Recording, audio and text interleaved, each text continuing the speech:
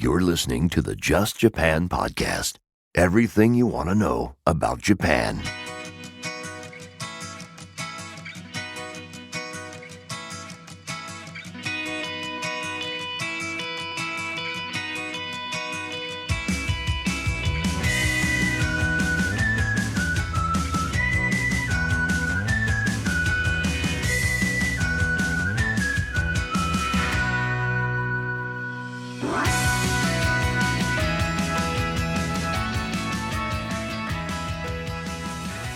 Hey there, folks, and welcome to episode number 146 of the Just Japan podcast. Everything you want to know about Japan. My name is Kevin O'Shea.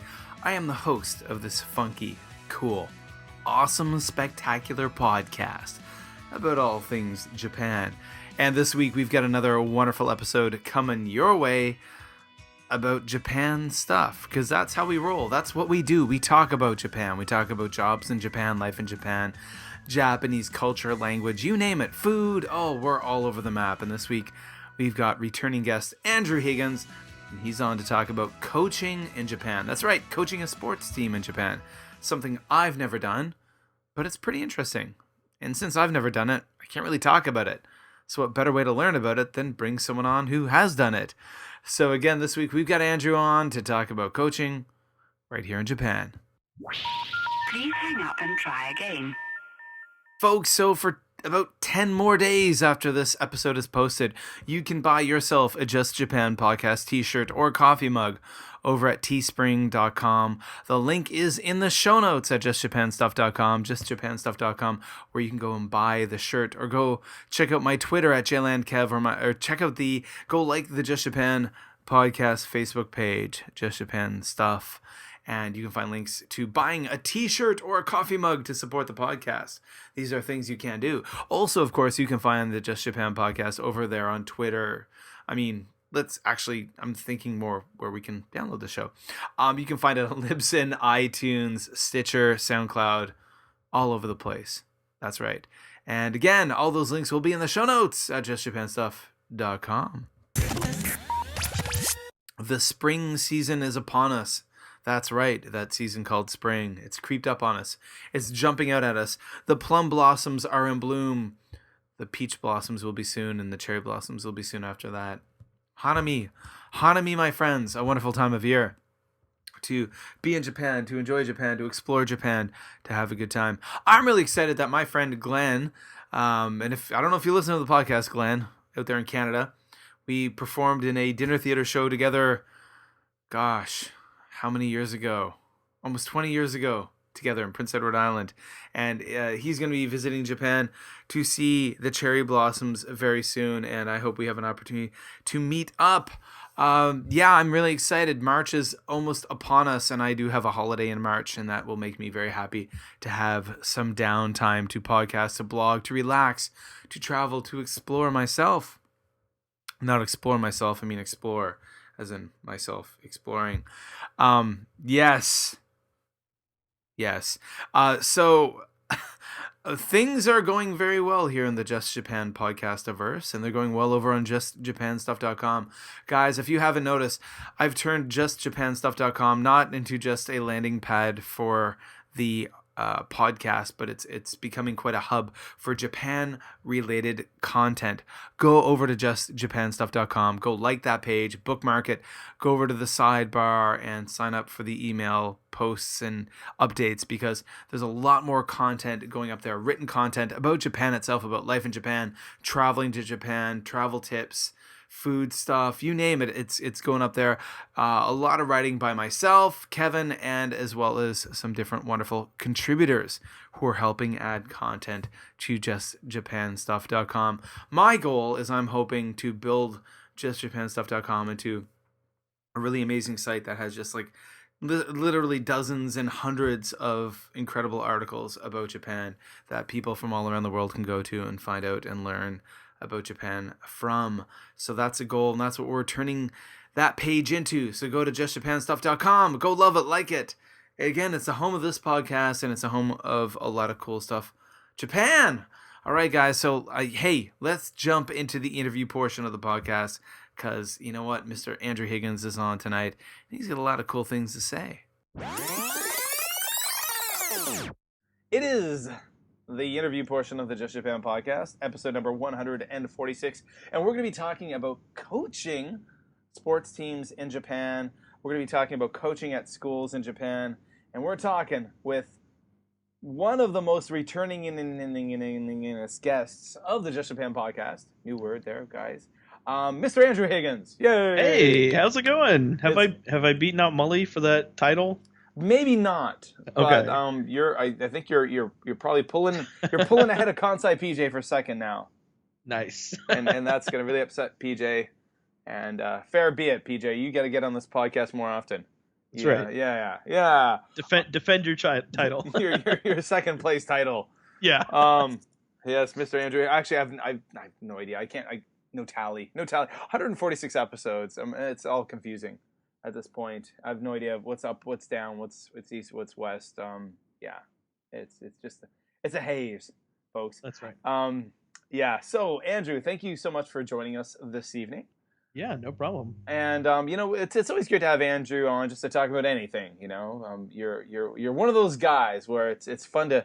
I got to admit, that's I think one of the things that a lot of the people who listen to the podcast who are regulars will always say, that they always love hearing Mully on talking about stuff, because it's just fun to listen to Mully talk about stuff. But I also hear the same feedback about you. People just enjoy hearing you on the podcast, and they enjoy hearing your stories and whatnot. That's good. That's nice to hear. I'm glad that that somebody is taking something away from these, or finding some kind of enjoyment, or hopefully a little bit of education about Japan or life in Japan. Yeah, absolutely. Because if they weren't, and I didn't get that feedback, I would never call you again. Exactly. There's a reason I keep bringing you back. No. So what's really cool, folks, is I wanted Andrew to come on this evening and chat about a topic that I actually have no experience in Japan, which is, everyone, secret. One of the reasons why I call it the Just Japan podcast, when I talk about everything you want to know about Japan, it's because I bring on people who know stuff about Japan that I don't. Because my scope is pretty limited. I know that there are those out there who consider themselves Japan experts. I don't. I've been here for almost 9 years, but again, my scope is pretty limited. I have certain interests and hobbies, and a certain type of life, and a certain job, and I'm very familiar with that world. But there's a lot of cool stuff that people can do in Japan that I don't experience. And that's why I have different people on. And Andrew's going to talk about coaching. Yes. In Japan, something I've never done. Now, coaching is something very interesting. When I think about coaching, obviously, we're talking sports and whatnot. And I recently was, back in the fall, looking at a job search site, and it was for international schools. And they had a section that they wanted applicants to fill out about positions in schools, coaching positions that you would feel confident enough to put yourself down to be a head coach or an assistant coach. And I went through the list, and there was actually nothing of all these different sports that I would feel confident enough about myself to be a head coach, but there were several that I would feel comfortable to be an assistant coach. Yeah. So, for example, running, cross-country running was one. I'm currently not a lot of a runner, but I do have a big background in running. So, I feel confident enough to I know about running. I know I could put together plans on paper for students and help them. I think the same went for if there was a boxing club. I used to box when I was in high school. Believe me, don't put me in the ring right now. Oh God, no. But again, I could put on a pair of focus mitts and hold a heavy bag, and probably put some exercise routines together on paper. Right. And there's several sports where I feel comfortable that way. Yeah. But in Japan, I've never had any opportunity to do any sort of coaching whatsoever. So, Andrew, I suppose, this guy's been on the podcast so many times, folks, that sometimes I forget that some of you, this may be your first episode listening. So before we jump into talking about coaching, Andrew, could you tell the Just Japan podcast listeners, the new ones out there, a little bit about yourself, where you're from, what you do, and where you live in Japan? Sure. Well, so I moved to Japan in 2012. I came here a couple of times before. The first time was back when I graduated from high school, and then came back again a few years later. Well, 8 years later, 2008. And I was in the Kobe area at that point for a few months. And then 2012, almost 5 years ago, moved here full time to be an English teacher. And I've lived in Ibaraki Prefecture that whole time. I've lived in a couple different towns here in Ibaraki, but yeah, for 5 years I've been here in Ibaraki and teaching English. And it wasn't until actually a couple of years ago, 2 years ago, when I moved that I started coaching. Okay, cool. So, by the way, for those who may not be familiar with the geography of Japan so much, where is Ibaraki Prefecture? So Ibaraki is just north of Tokyo. So Okay. if you know where Tokyo's at and you just go straight up north just a little ways, the first prefecture you run into is Ibaraki. Okay, so obviously people know Tokyo, and Yeah. I mean I live in Kobe, and Kobe's it's no metropolis, but it's still a pretty big city. It's 1.5 million people, and by Canadian standards, I am a Canuckistanian. That's pretty damn big. Biggest place I've ever lived. No. Okay. Let's step back. No, it's not. I lived in Seoul. I forgot about That's that. pretty big. And I lived in Busan. Okay, yeah, Busan's about 4 million. Seoul's about 15. Yeah, okay. But okay, it's the biggest city in Japan I lived in, and the only place I've lived in. But yeah, so how would you describe Ibaraki? Is it a pretty rural kind of place? Oh yeah, definitely. It's very rural. Like it doesn't take me that long to get to Tokyo. Like my friends and I, we meet up once a month or so.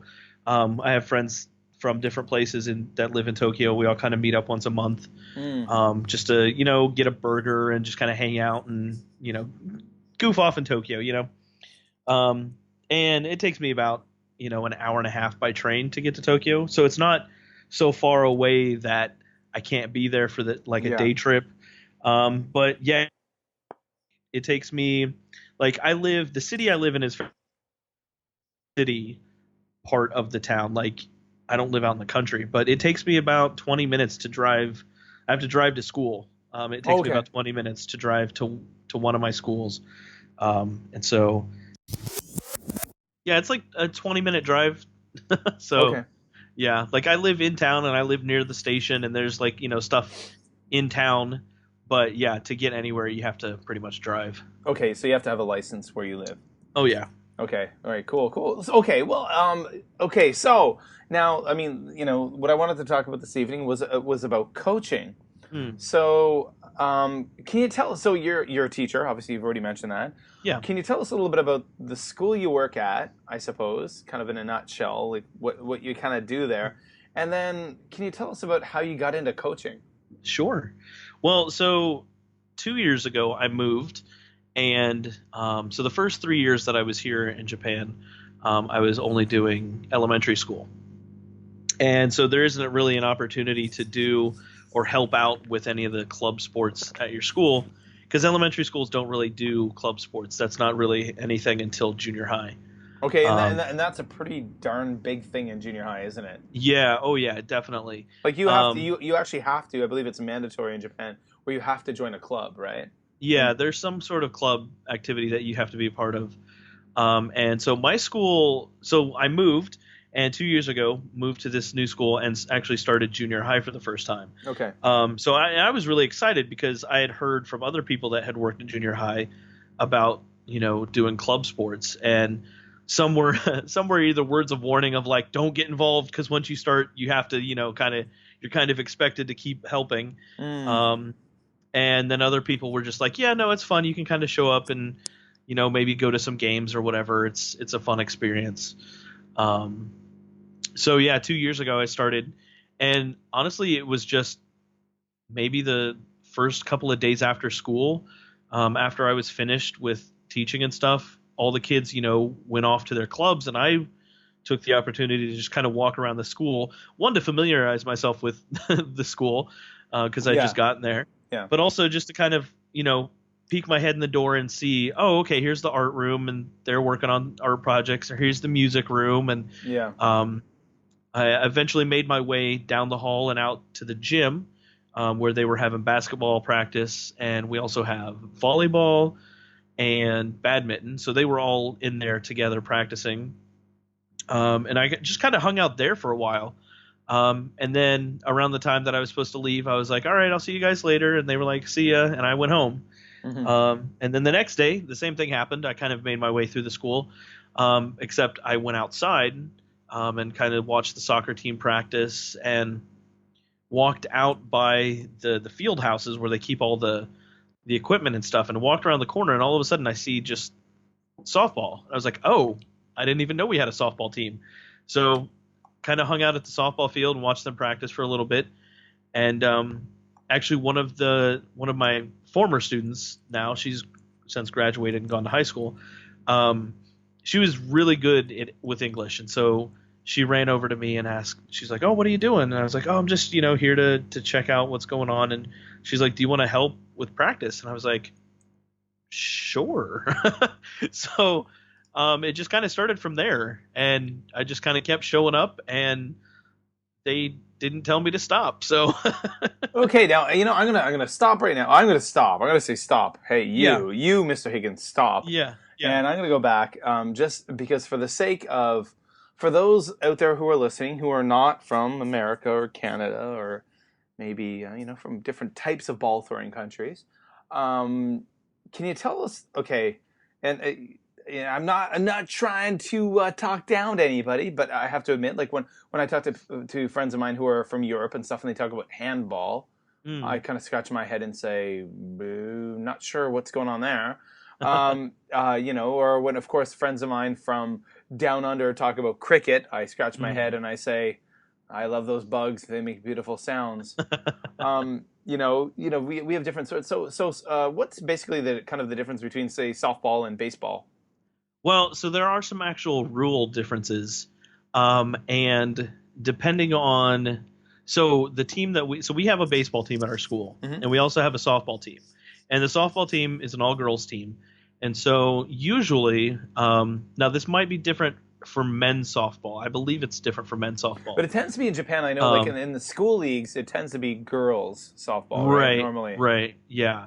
So a softball diamond compared to a baseball diamond is smaller. Okay. So it's a shorter distance between where the pitcher is and the catcher is than in regular baseball.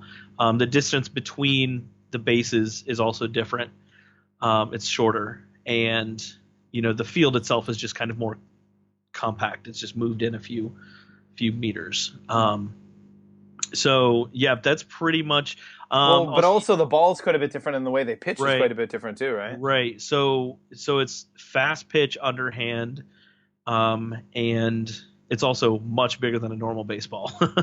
It's more the size of like a grapefruit, basically. Yeah, it's like double the size or triple the size. Yeah. And what was the other thing? Oh, there's no stealing bases.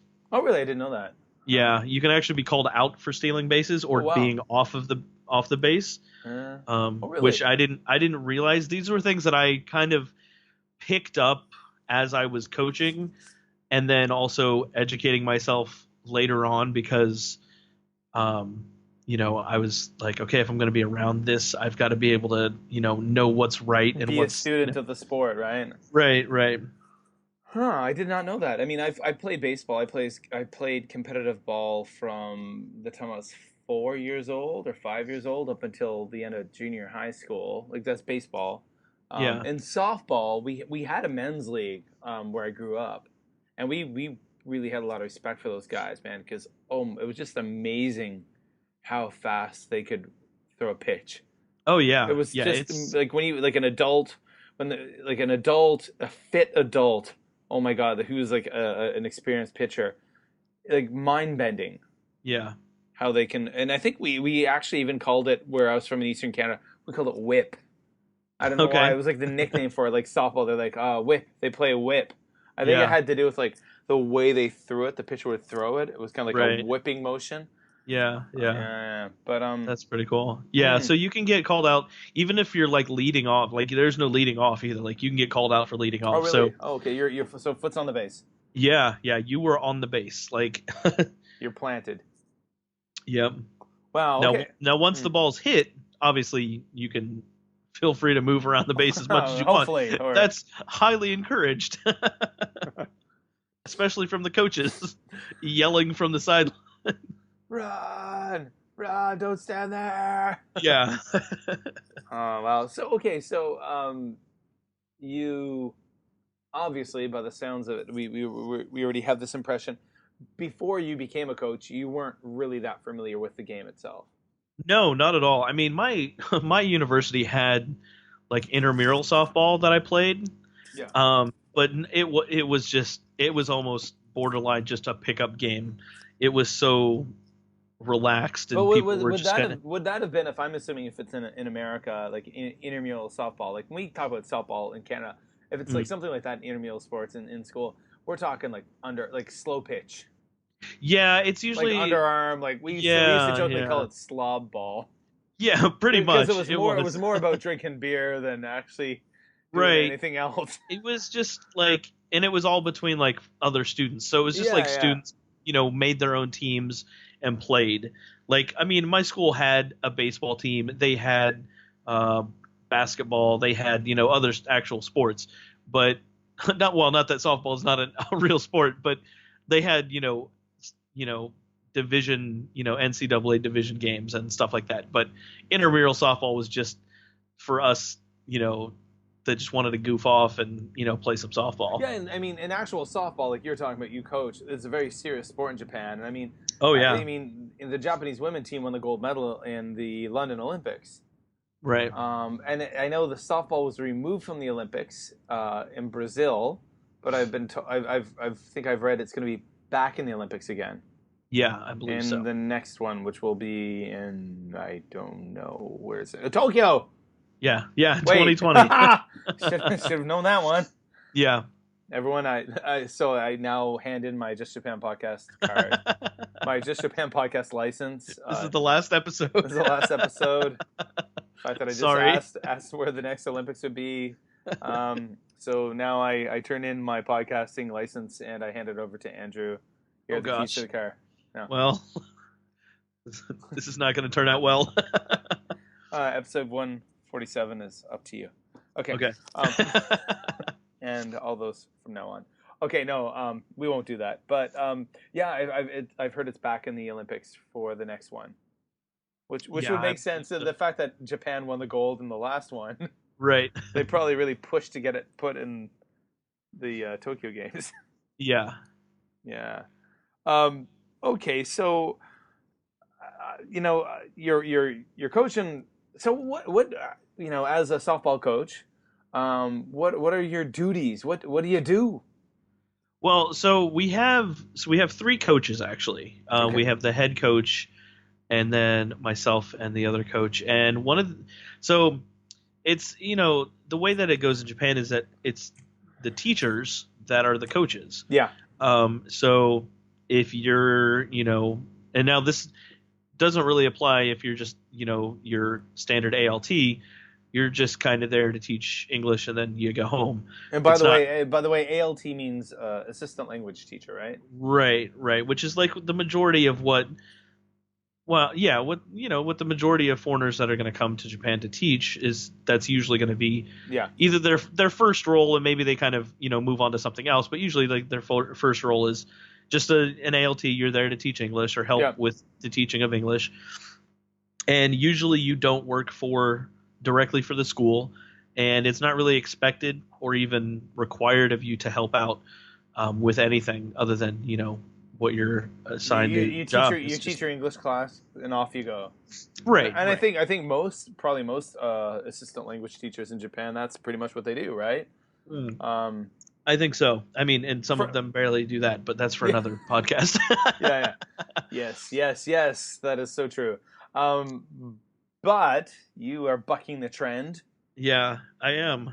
And you decided to, and like you mentioned, so for all you guys out there listening, I don't know much about teaching English in Japan, like working in a position like Andrew, but I did spend almost a year as a direct hire ALT for the city of Osaka. And unfortunately, I wasn't allowed to be involved in something like this because of whatever kind of legalities. I think it had to do with liability and insurance. We were told that we weren't allowed to, because I know like when our program started, there was a whole bunch of people who were like really ganky and eager and like, I want to be a coach. I've got a background in sports. Can I help out? Yeah. And they were just like, nope, no, you cannot do that. You can't do that. You can't assist. We don't want you getting hurt out there. You're just going to teach and that's it. And we were more than just discouraged. We were clearly told you can't be coaches. Yeah. In that situation that I was in at the time. Yeah, and with the public school teachers, if you're teaching, math or science or whatever it is, and you're the Japanese teacher working at school, you also have the responsibility of then coaching afterwards, after class. So a lot of the teachers, they'll have their normal class schedule and then have to go teach or go coach. So, some of the other English teachers, like the teachers that actually work for the school, they're the tennis coach, or the science teacher is also one of the softball coaches. So they have to take on that role as well. And it's a big responsibility, right? That's a lot of Oh work yeah, for them. it is, because It's almost like another full-time job on top of their full-time job. Yeah, definitely, because practice usually goes until, well, winter practice actually ends early because it just gets so dark out that you can't see. But practice usually ends around 5, so we can get all of the kids out of the school area by 5:15. That's kind of like the goal, is to end all of the clubs by 5, so everybody can get out the door by 5:15. But usually in the summer it'll go until, I don't know, 6:30, 7 o'clock, because it just stays, daylight so long. And then after that, then you've got Saturdays and Sundays where you've got practice and games. And the holidays too. Yeah, they definitely practice. They have practice more times than I actually show up to practice. Well, it's insane. Like like now, I mean, I live, on just like a block away from where I live is the local junior high school, just in my neighborhood, right? Yeah. And I vividly, I went out for a run on the 23rd of December, which is the Emperor's birthday, which is a national holiday. And the soccer team and the baseball team were practicing. Yep. I'm like, what? Are you serious? It's the Emperor's birthday. It's not just a national holiday. It's like the biggest national holiday in Japan. Yeah. And the soccer team and the baseball team were out practicing, and the teachers are there, like the Japanese teachers. Yeah. Coaching. And it was just like business as usual. Yep. And it's mind-boggling. Yeah, it's pretty crazy. It's honestly a big investment of your time if it's something that you're going to do, especially if you're an ALT, because you're not required to do any of this, and you're more than likely not paid to do any of this either. So it's it can be a big sacrifice to your time, and especially if you're going to do stuff on the weekends. If you're going to have games, if you're going to go to the games, if you're going to go to the practices on the weekends, like that's all your time. So, and it's interesting. It's funny, like when you think about it. Like right now, if I'm to say, like, so you're telling me you use, I mean, your free time, you're not getting paid, and you're coaching your team, your school's team. Yeah. And you make that air quote sacrifice, but obviously it's something that you choose to do, right? Yeah. And when I think about it, when I was a kid in Canada, I played Little League. And all those coaches, they weren't getting paid. Yeah. They were all volunteers too, right? They were community volunteers. Yep. And they were just doing it because they wanted to help kids in the community. Yeah. And they were giving a lot of their time to do that, right? Yeah. So everyone, number one, hats off to Mr. Andrew Higgins. So I'm curious, like what motivates you to do it, to continue doing it after a few years of being a coach? So I found that with teaching, like in the classroom, a lot of times students can be very either standoffish with teachers, or there's that fear of they want to ask a question, they don't want to look embarrassed, or they don't want to answer the wrong question or the question the wrong way. And I feel like there's an opportunity outside of the classroom, and it's not necessarily through coaching. It can just be interactions outside of the class. Interacting with students on a level with them outside of class, whether it's talking about what music they like to listen to, or what movies they watch, or what anime they're watching, or what manga they're into outside of class. Then once you get back into the classroom, um, there's less of a there's less of a barrier there. I've seen students that were, just had no interest in learning English whatsoever, had no interest in even really sitting down and paying attention in a class. I had one student in particular who would just get up and walk out of class. Like, just, I'm done here. I don't need to learn this. This is boring. And he would just leave. So I kind of started talking to him a little bit after class, trying to figure out like what his deal was. Like, what are you into? And he was on the soccer team. I was like, all right, that's cool. Soccer's pretty cool. Like, just talking about soccer. Like, let's talk about soccer. Yeah. Like, let's just talk. Like, I couldn't tell you the first thing about soccer. I know, like, I know some of the rules, but like, I don't know players. I don't know teams. I don't know anything. But it was something that he was interested in. So I talked to him about it. And over the weeks, as the weeks passed, I noticed that he was actually staying in class, not just making an excuse to go to the bathroom for the 5th time, and started paying attention in class more. And for me, like, and I notice with my students, the girls that are on the softball team, I use Japanese with them, because it's, we're out on the softball field. I don't feel like I have to be like 100% English, but a lot of times they ask me questions. Just random questions like, what does this mean in English, or how do you say this, or if I say something, swing the bat straight, stuff like that. I'll use English and try to like teach them random things that way. And then they end up running around the softball field saying stuff in English, and then when class time comes and I'm walking around the room while the Japanese teacher's teaching, they can pull me aside and ask me a question about something that's going on in the lesson. Whereas before, they might not have done that because I'm just like the scary ALT that stands up at the front of the classroom and, walks around and makes sure you're not asleep and you're paying attention, like that's totally not who I am anyways. But like, students that don't know you outside of the classroom don't know you. They don't know you. Yeah. So it's all about trust and building relationships, right? Yeah. No, it's pretty awesome. I completely get what you mean. I mean, I don't have the depth of it like the things you have done, but I think back to my brief period as an ALT. Or in the school I was an ALT at the junior high school in Osaka. I was the first ALT they'd had in like 5 or 6 years. So the whole group of kids, the 3 years there, they'd never had an ALT. And I just remember it was a rough school, man. It was a rough school. There's an area in Osaka called Juso. And it was near Juso, a place called Tsukamoto, which is very working class and, tough kids. Yeah.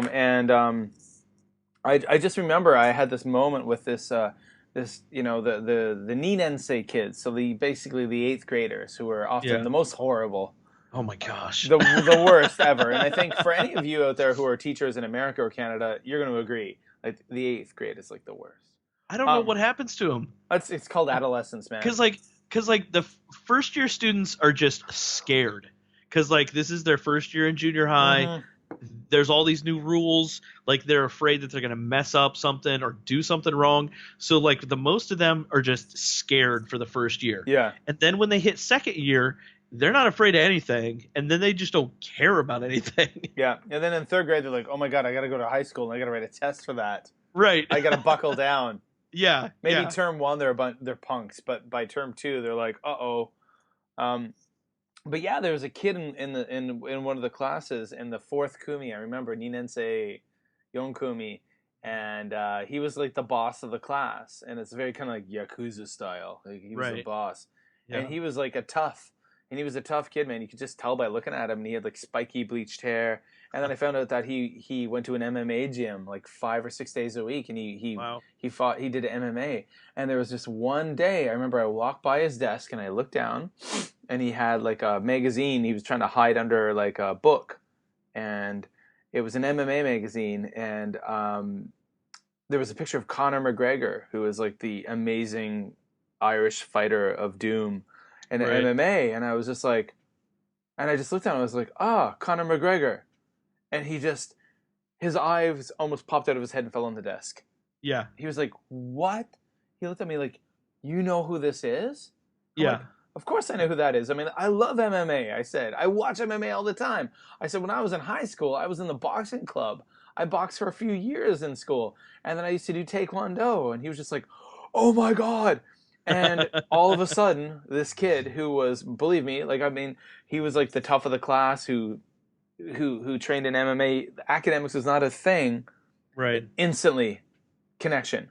And then it went through the school. I got to admit, like, it was a pretty rough school to work in. And within a few days, like, it was amazing. Like, so at that school, they called me Kevin Sensei. But that class, it was incredible. Every class called me Kevin Sensei. And when I had told them my background, how I had worked at an international school, and in international schools, they would call me Mr. O'Shea, my family name. And I remember, like, a couple of days after that, I went my first class back with that class. I walked in the room, and the Japanese English teacher said, you're going to like this. And that boy stood up and he said something to the class, and the whole class stood up and they all went, good morning, Mr. O'Shea. Nice. He made them, the whole class, say, good morning, Mr. O'Shea. And for that time on, for the rest of the year, whenever I went to that one class, the whole class would stand up and greet me as, good morning, Mr. O'Shea. That's awesome. It was really cool. But I made that connection. Yeah, and that's and like accidentally.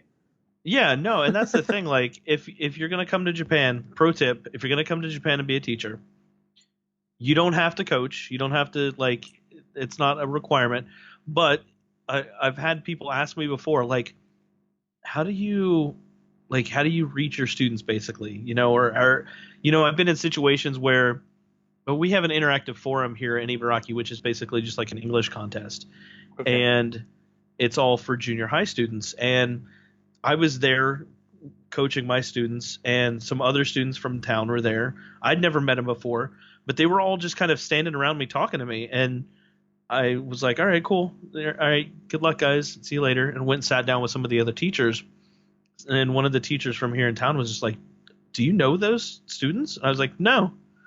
He's like, how do you know? Like, they knew, like, acted like they knew you and they were friends with you. I was like, yeah, I just wasn't sitting over here not paying attention to them. Like, I walked over there and introduced myself and said, hey, good luck. Yeah. And like that, sometimes that's all it takes. But if you're going to come to Japan and be a teacher, there's ways to, like, reach your students outside of class. Something that I do pretty much every day is when the last bell rings for the end of school and all the students start walking home, I always position myself outside the teacher's office and just stand there, stand up against the wall, just stand there as the kids come down the stairs to go get their shoes to leave for the day, and just say goodbye to kids. Like, it's really just interesting. Like, kind of, like, what you're saying is, like, you know, obviously, you know, James from the LT Insider podcast, and James always talks about that. He's like, get out of the teacher's room. Get out of the teacher's room.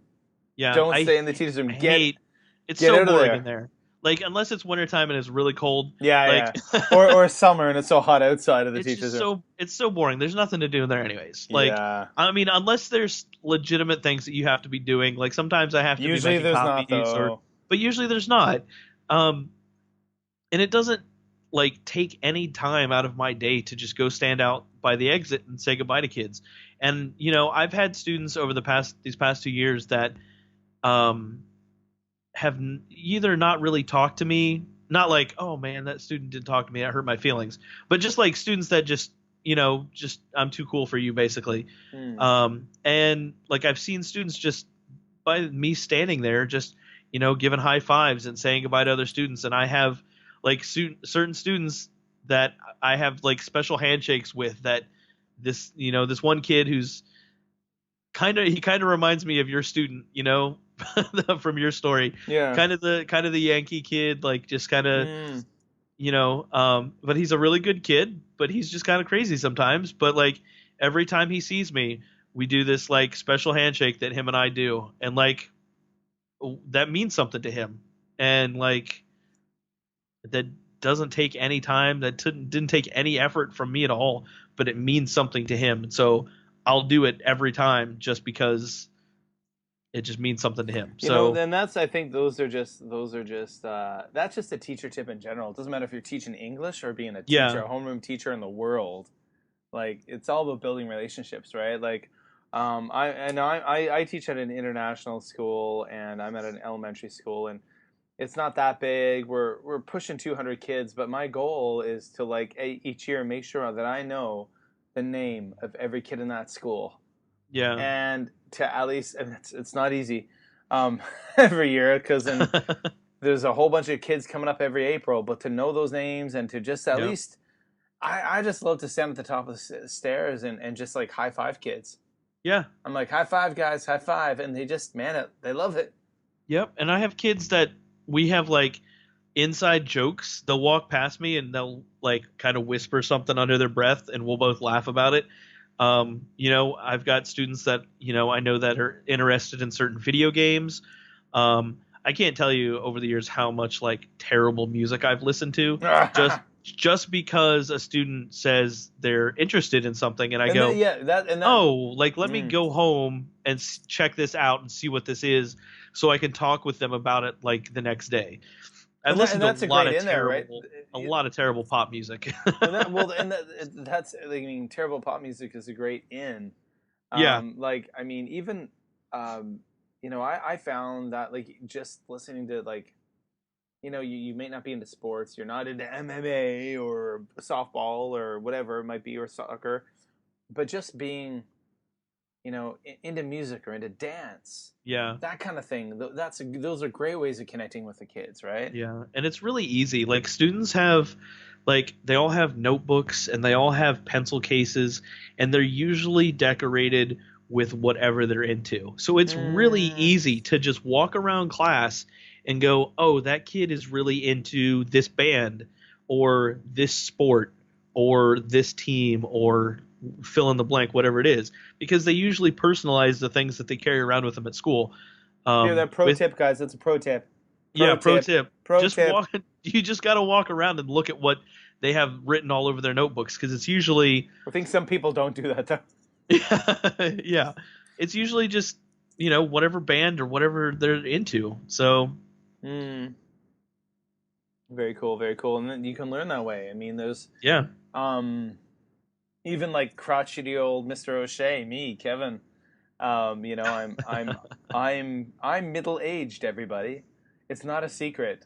I am middle-aged, and I got to admit, by listening to pop music, yeah, I'm not gonna make myself say, but it makes me feel young. No, but at the end of the day, I mean, when I just listen to the stuff that the kids are into, man, it makes them happy.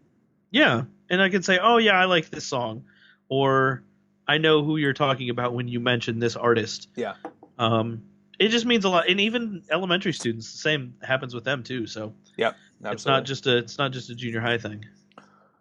Cool, man. Well, I'm curious. Like, so you're coaching your team. Do you, with the softball team at your school, do you go to games on the weekends? Do you participate in things outside of the regular school week with the team? So my first year there, I did. This year, I have not. Just for the previous mentioned, I'm not getting paid for it. Unfortunately, it does come down to that. Like, I hate that it does come down to that. But, like, it was getting to the point where I was going to school Monday through Friday and then showing up Saturday morning at 6 o'clock or 7 o'clock in the morning. Okay.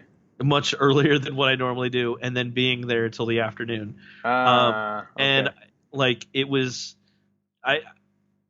Not that I have this important social life or this, like, important, like, I've got to have all this free time for all this stuff that I do, because I really don't do anything.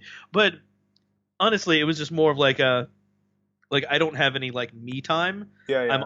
I'm always at school. I'm always doing something at school, and I wasn't doing anything outside of school. Completely makes sense. Yeah. So, like, yeah, like, unfortunately, like, I would love to be at more stuff. But yeah, it just got to the point where I was like, I need to kind of limit Oh, kind of part-time coaching is better. yeah, and like me being there till 5 or 6 at night is not a problem.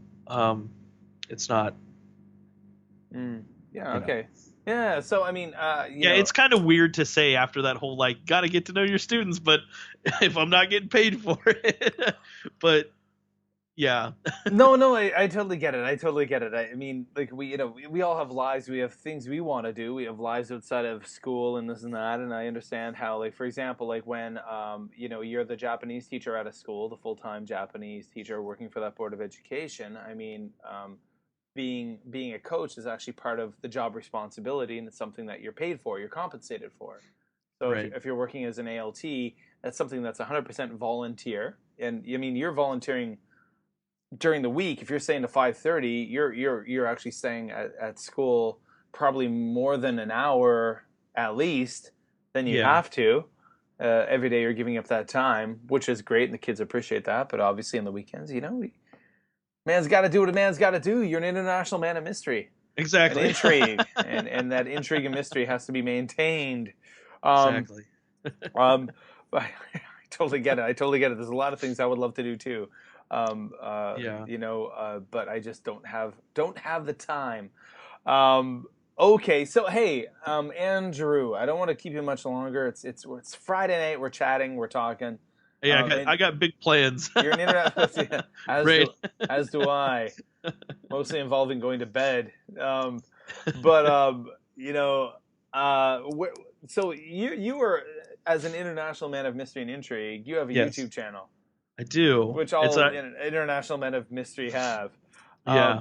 So can you tell us, and the Just Japan podcast listeners, especially the noobs out there, a little bit about your YouTube channel?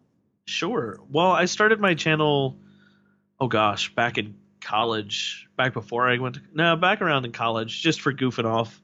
And then once I moved to Japan full time, I kind of wanted to basically just show videos of my life, just so people back home knew, like, hey, he's still alive, Okay. he, just to give people a glimpse of kind of the things that I see on a daily basis. And kind of over the years, I've kind of built that into like just kind of doing weekly videos. It depends on the time of the year if I get real busy. But yeah, the whole goal of my channel has always been to just help people see like a different side of Japan instead of just the glamour and the flash and the things that you see in Tokyo. Or the life of Kevin, the glamour that is my life. Yes, yes. Yeah. And just kind of like the everyday normal things that go on in Japan.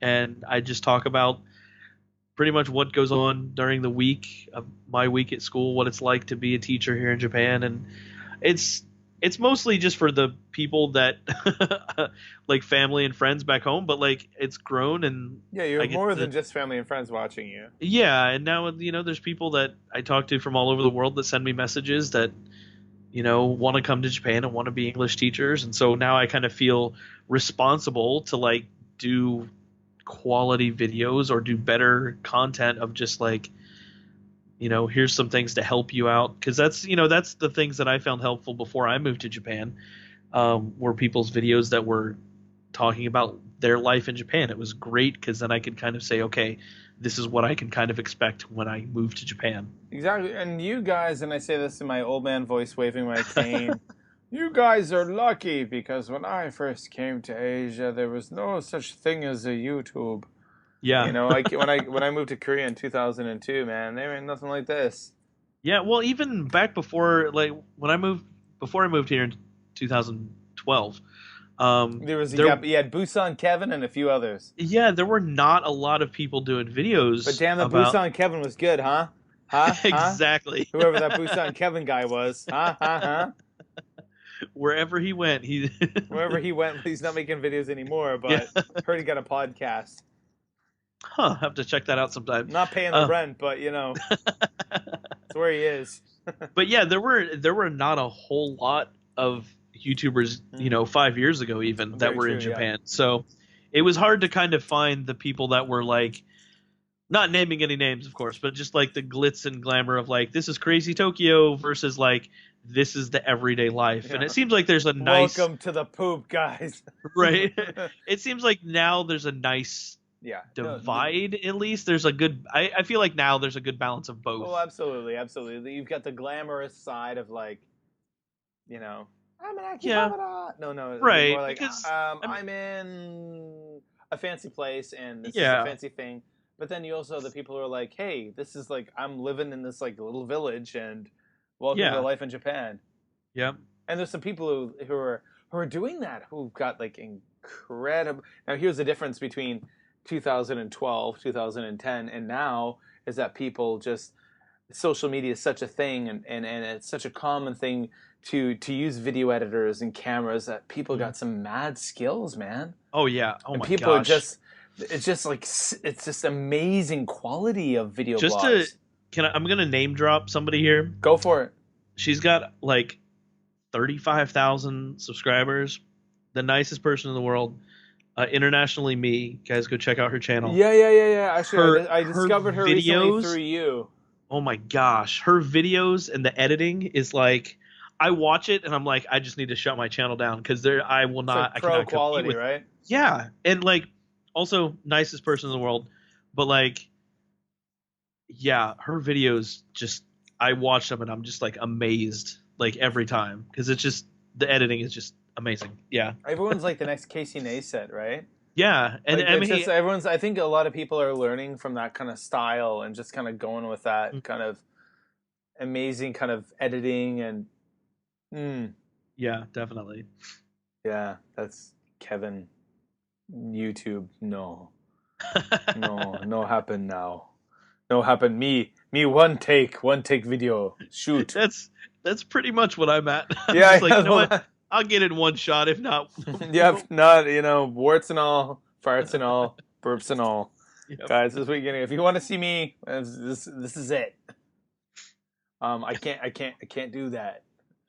But yeah, okay, cool. So how can people find you online, good sir? Well, you can either do a search on YouTube for Higgins in Japan, or you can go to facebook.com/Higgins in Japan.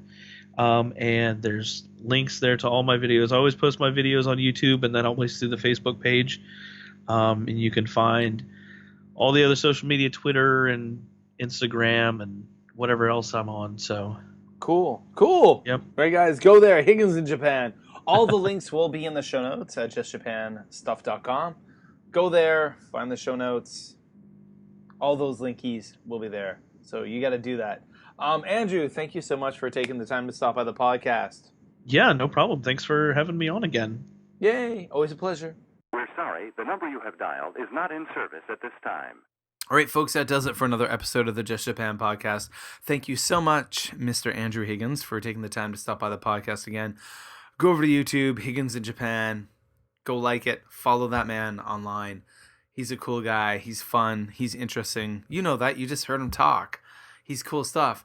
All the links to Andrew will be in the show notes at justjapanstuff.com. Go check it out under episode number 146. Remember, you can support the Just Japan podcast by going over to Teespring and buying a t-shirt with the new logo, the new Just Japan podcast logo. Get yourself a coffee mug with the logo on it. The links will be in the show notes at justjapanstuff.com.